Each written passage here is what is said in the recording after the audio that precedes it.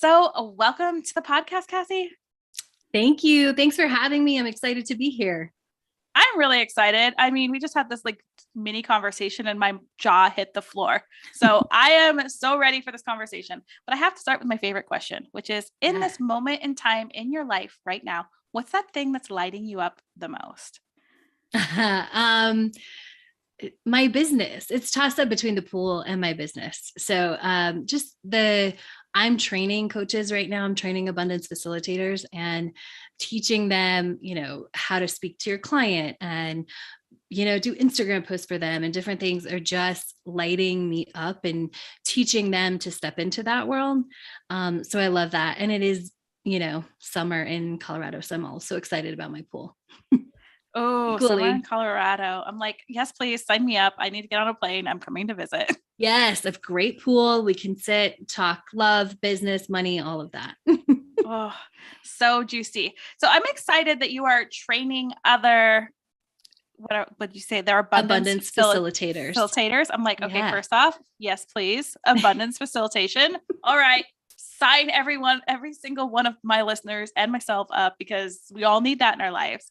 But we were having this conversation before about how you're doing your business so differently than everyone else. And it literally, I know those of you that aren't watching on video, but my jaw was like, what?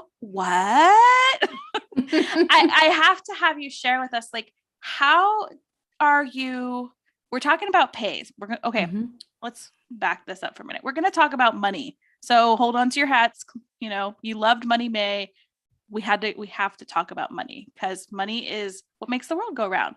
So you are charging in a way that I have never heard of before. And I have to know how all this was born.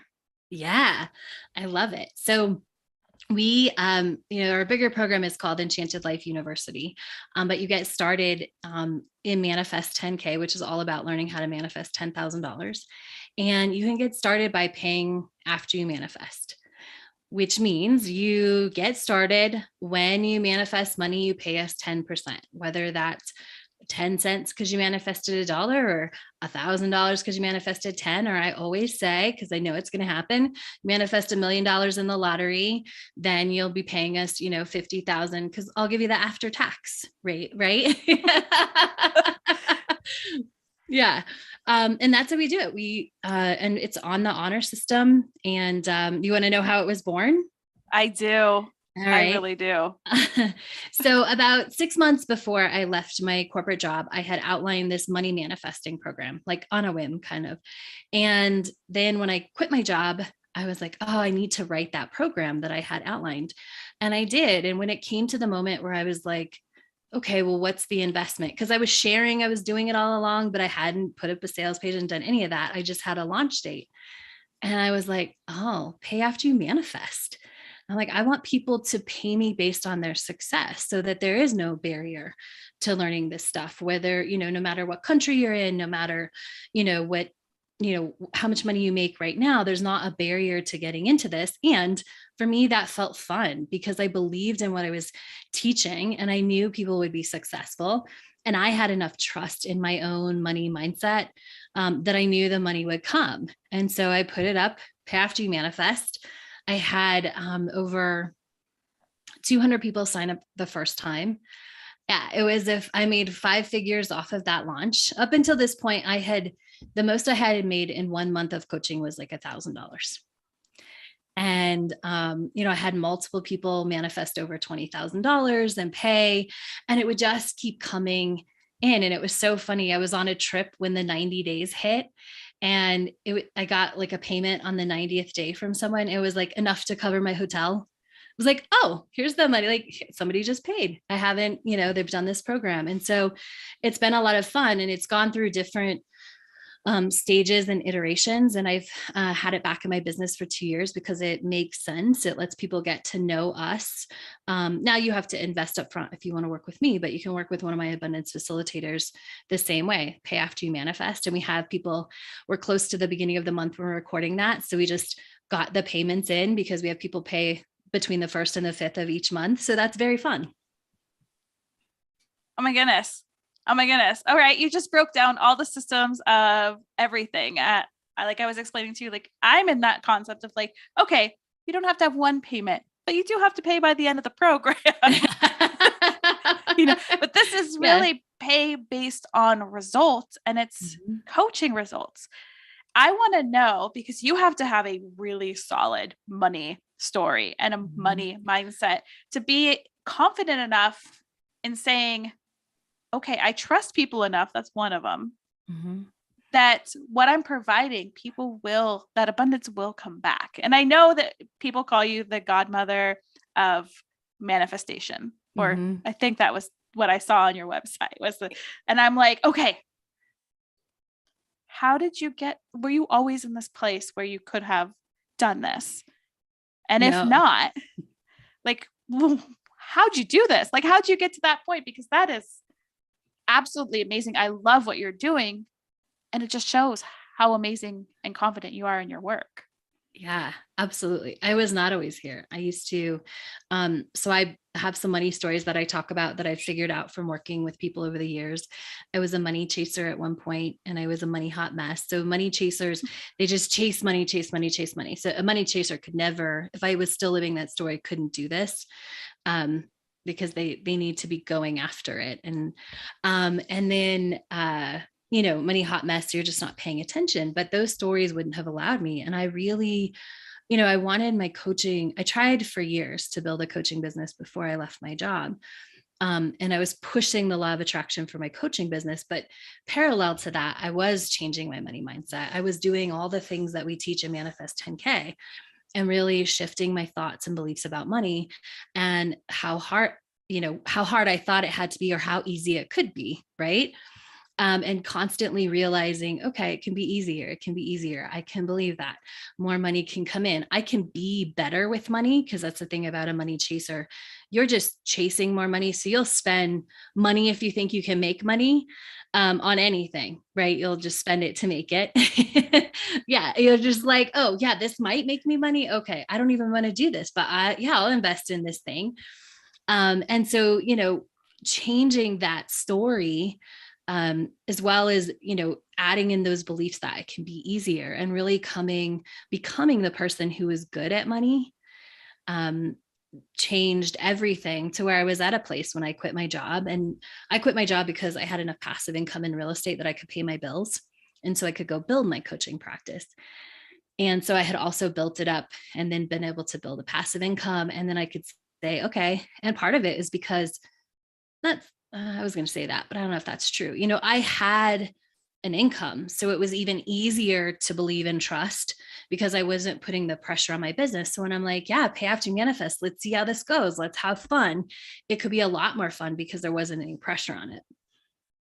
Oh, that's a great point. Is well, first off, money chaser. Yep. I'm going to raise my hand.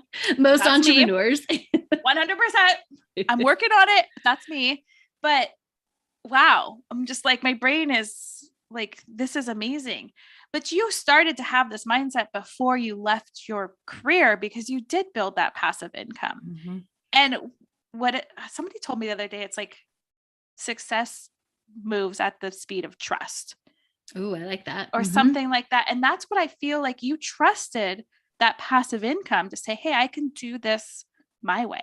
That feels like a full body yes. Yes, absolutely. Yeah. And I had built that trust. I had enough to cover. It was not replacing my salary. I always like to make that clear to people because I think there's a big difference between the trust I can pay my bills, and I had work to lessen those because I was really investing in my happiness and only that. And then trust that like, yeah, I can do this. And yeah, it happened super fast. So what is investing in your happiness? What does that look like?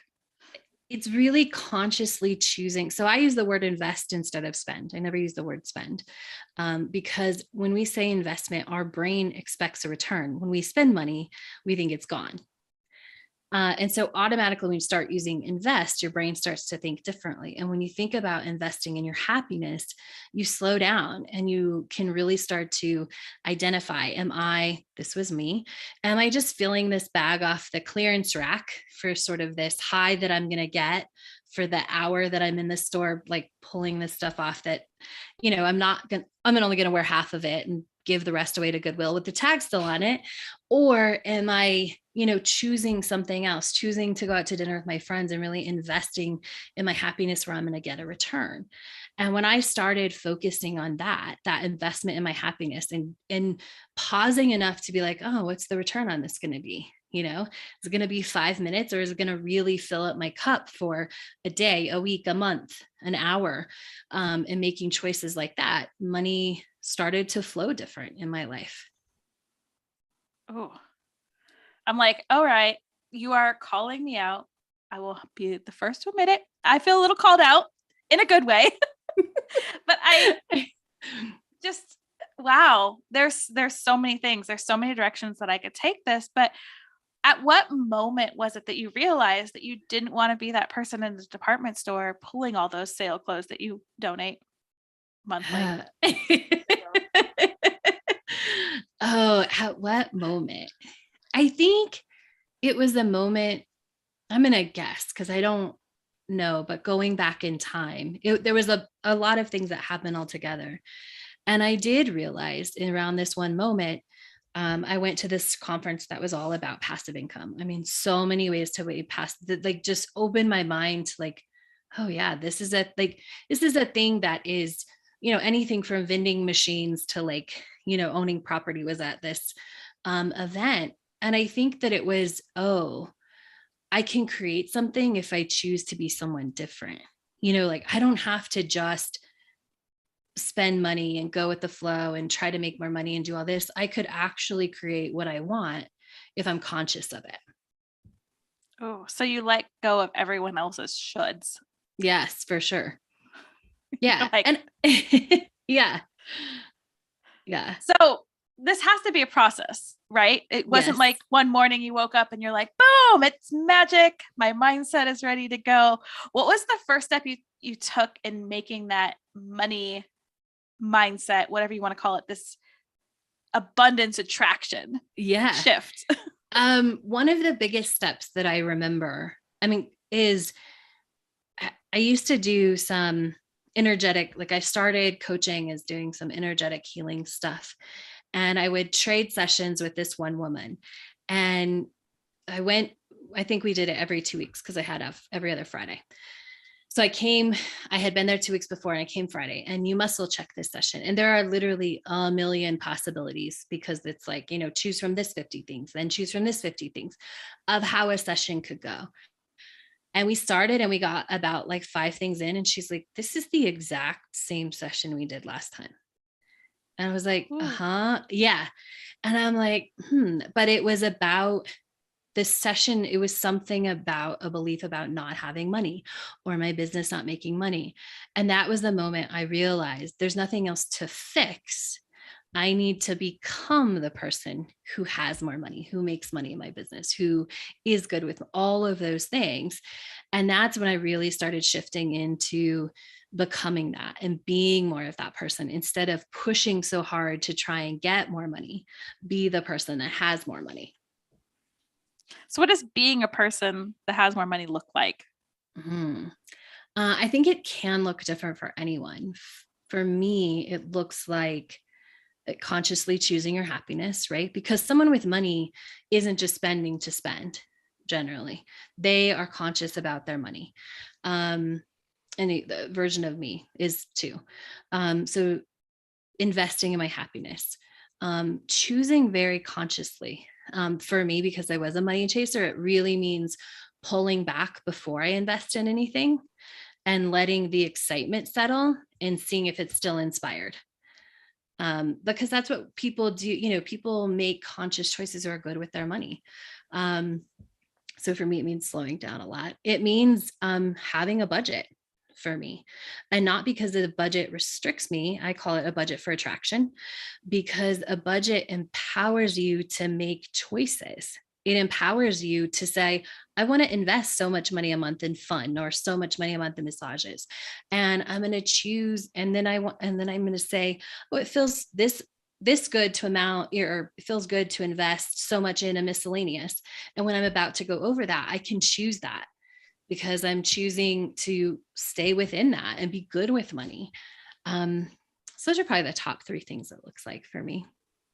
Oh, I think that you make a really good point, is that they do spend money differently. I had a friend that came into some money, and I noticed the difference in how they shopped, how they spent their money. And I was like, this is interesting. How can I do this differently? And I started doing it with clothing. Yeah. Like, I used to be the salesperson, and now it's like, okay, I have to really like a piece. And if I go into the store and it happens to be on sale, great.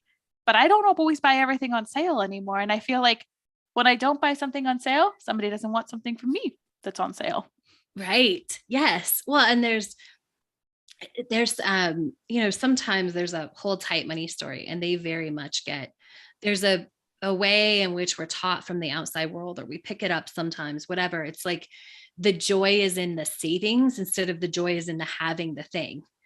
Right. And when we can really shift our joy into the having it, not the getting it or how much we saved on it, then we're really living in a better money space, because it's a long-term investment versus that short-term. Oh, for a minute, I saved $20 on this, or I saved 50%, or it was 75% off, or, yay, I got the thing. But when we really shift that joy to having it, it's a longer term investment and a longer return on investment. I think you've also said some really important words, is joy and happiness, and shifting out of, let's use the cute term that's, thrown around too much, that scarcity mindset. Right. And allowing yourself to have fun. So in your fun account, other than your pool, what kind of fun things do you do every month with your extra spending for fun? For fun. Right now, a lot of that is, because I am in a relationship. So a lot of that's going out to dinner, or it's going to do an activity with our son. It's trying to think what was last month, going to the movies, and just having a good time. We go to the Alamo, so you can order food and do all that. Taking people out, go, to just different places. Like right now, Jurassic World is in Denver, so we'll go see the dinosaurs up close. All those things. So your fun is really experiences. Usually, yeah. And you're investing in your happiness and joys, and you're choosing things. And I think that's one of the things that we forget, is we do have that power of choice. Mm-hmm. Yeah, absolutely. We have so many choices, but we often, like, people just give them away. I work with my clients on this all the time. It's like, that's a choice. They're like, how do I feel better about this? I'm like, it's a choice. Like, why are you, like, it's not a default. You are there automatically and you have to fix it. It's like, you get to choose to even get there. And we have a choice in money. So often I always say it to people, you have a lot of entrepreneurs, but maybe they can relate when they had jobs, I have to go to work. Like, no, you don't. You choose to, you make that choice because you want what comes with it. But you do have a choice not to go. It's just, you don't want to make that choice, and that's okay. But even owning the fact that you have a choice in that is powerful, and gives space and makes it easier and flow better. Ooh, I never thought of it that way. Like, it goes down to, I have to go. No, I choose to go to work because I want the reward of work. Although work was, I'm so glad I jumped ship. Like, I am so glad I was in governmental accounting. Oh, fun. The finance department. And I was like, no, I'm out. But it was every day, I have to go to work. Mm-hmm. And it was one of those, if I would have chose different words at that point, mm-hmm. and said, oh, I get to go to work because I want these things. Yeah. It's a whole different energy. Right. Yeah. And it shifts everything that it was one of the things I worked on when I was still going, like, oh yeah, I'm going to work because I'm putting this amount of my savings every month. I'm doing this. I'm this much closer to where I want to be. So changing your money story changed every area of your life, correct? Absolutely. Yeah. Yeah. And I see it time and time again with my clients. It's one of the things that I say, when you change your money story, it changes everything, because, I'll go with this example just popped into my head. I have a client who is also a former money chaser, and she's actually now an abundance facilitator, and she's writing her first book. And one of the things she realized, she's like, wasn't just money. I chased everything. I chased relationships. I chased love. I chased this. I chased that. I chased crafts. I chased, you know, and I'm like, huh? And she's like, I don't do that anymore. And one great example that she gave that was so fun when she was just here is, I can go take a class. Like, I think we were talking about pottery. I can go learn pottery and just take a class. I don't have to invest in everything to do pottery and have it in my house and make it. I don't have to justify it by turning it into a business. I could just go make pottery for fun. Oh my goodness. Yes. Okay. I'm called out and I'm okay with that. So because I'm selfish sometimes, what is the first little micro step that you would share with somebody who was a money chaser like me to start moving out of that? You've already done it. Become aware of the different things that we're saying about money chaser. So notice. So before you pull out your card or your cash, whatever, like take a pause. I know I would, for a while, I just stopped going to the store. I was like, yeah, I'm not going to the store. Or I would put so much money in my account that I was like intentionally wanted to spend and move the rest to savings so that I have to be more aware, which is because it's all just awareness, which is what you've been having throughout this whole conversation. Is like, oh, okay, that and that. Okay. And so it's just starting to pay attention to that, because when we start to pay attention and we're more aware, we're slowing down that process. So we're giving ourselves the opportunity to make a different choice, to think about it differently, to put the thing back on the rack, right? And, be like, no, I don't really love this weird yellow thing that no one else bought. Oh, you've been in my closet. I just know it. I feel like I always thought like, oh, I'll like get into yellow, or I don't know. But yeah, it's like, though, like off colors that I was like, oh yeah, I'll wear it. I'm like, no, you're not. Finally, I realized I wasn't going to do it, but yeah. Oh, yeah. I love that. And it is an awareness piece. And I think that that's with everything. And you never realize how much your stories trickle into every area of your life. Heal one story. It's like, oh, wow. And money is huge because money is our livelihood. It is the difference between, eating something that, isn't past its expiration date and something they have on clearance. Yes. Right. Where you're hoping it's not going to make you sick. Yeah. I had a teacher in elementary school and he only bought expired meat. And the older I get, the more I'm like, oh man, you could have made like different choices. Yeah. I think I mean, I don't know why I went to food, but I think about it because as I've changed some of my money story, obviously not much because I'm still chasing, but the food was a big one for me. Yes. And it's big for a lot of my clients. I mean, I always say one of the things that a lot of my clients want is to go into Whole Foods and buy whatever they want, and so we were on a trip together once. There was like 10 of my clients that came and met me in Arizona for an event. And so I let them all go shopping with me in Arizona, and the bill was like $1,000. And they were like, this is awesome, because we just went and got everything. But it is, right. It's the choice between, do I go to that fast food restaurant, or do I go like a little bit higher and go to the fast food salad restaurant or whatever? And a lot of it comes to food, and it comes to every aspect of our lives. Yeah, it really is powerful when you take back your power of choice. Yes. Yes. I love that. So where can people find you? So you can find me more Cassie, CASSIE.com. And there you can find links to my books, my podcast, Pay After You Manifest, anything we've talked about. Whichever way you want more Cassie, you can get it there. And what is your podcast name? Because I need your podcast in my life. So Manifesting Success Stories is where I interview my clients. And then I also have Manifest It Now, where a friend and I just talk about living the law of attraction. Oh, you're a double podcaster, like virtual high five. Thank you. I just launched my second podcast too, and a producer. I'm like, the fact that you have time to do 2 shows that you can have ease and flow in your life, because podcasting takes work. Yes, it does. Yes. Yeah.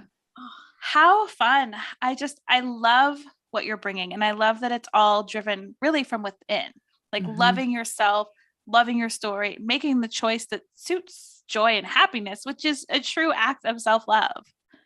Yes. Yes. I always say, like, I even say budgeting for attraction is an act of self-love. I'm always, that was a huge shift for me with money too, right? The more I loved myself, the easier it was to shift my money story and to live in more abundance. And they kept paralleling each other, right? As I improve one story, the other side would go up, and then the other side would go up, and it improved the other one. Oh, and I love that you are supporting others and you are creating programs and you are allowing people to step into this and manifest and then pay. I'm like, my brain is still like, this is the coolest thing that I've never heard this before. And it shows how powerful your work is and what you're doing. Yeah. Thank you. And I'm so honored. Yeah. Thank you. That's one of my favorite things to hear, is like, because I get it a lot in the, when people apply to pay after man, they're like, if you believe I can pay after man, like, I believe I can do it more because you believe that I can pay you later. Yeah. Yeah. Sometimes we need that extra. I mean, I know that a lot of stuff comes from within, but having that external belief is sometimes that nudge to get the ego out of the way and actually sit down and be like, yes, I can do this. I am enough. I am worthy. I can have. Yes, absolutely. It's like when your mom held the back of your bike until you were balanced, right? And then let go. It's just that little extra helping you out until you can do it on your own. I remember those days. I think I fell down a lot. I still fall down a lot. Oh, my husband thinks it's hilarious. I know. I'm just like, oh, the bike days, memories. Right. I just think that that's so cool. And again, I am so honored that you shared this space with us. So I'd like to leave with my final favorite question, which is, if somebody were to walk away with that one little nugget that they took to heart and took with them forever, what would you want that nugget to be? You get to choose your story in every moment, every second of every day. You get to choose your story. You are creating tomorrow's story right now. And so make sure you choose how you want tomorrow to be.